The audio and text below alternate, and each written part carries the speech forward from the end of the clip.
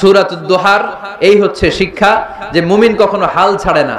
আমার নবীরে বিপদে আপদে যে আল্লাহ সাহায্য করছে ওই আল্লাহ তো নাই না? ওই আল্লাহর শক্তি, ক্ষমতা, মর্যাদা, সার্বভৌমত্ব আগের মতো আছে না নেই? এজন্য বিষ্ণু ঈসা ইসলামকে বিপদে যিনি সাহায্য করেছে, আমাদেরকেও বিপদে পড়লে সাহায্য করবে কে? আল্লাহ। এজন্য সূরাতুদ দুহার কেন্দ্রীয় আলোচ্য বিষয়। আর আমাদের জন্য শিক্ষা হচ্ছে মুমিন কখনো হাল ছাড়ে না, মুমিন কখনো হতাশ হয় না।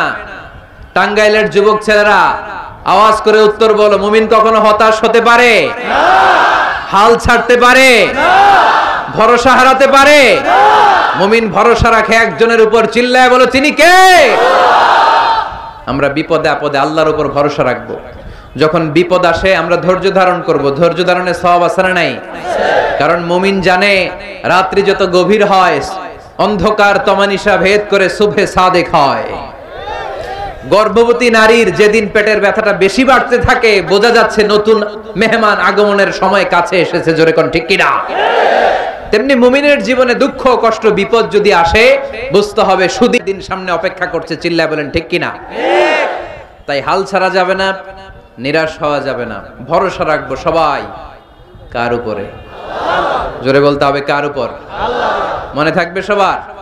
আল্লাহ আমাদের সবাইকে কথাগুলো বোঝার আমল করার তৌফিক দান করুক।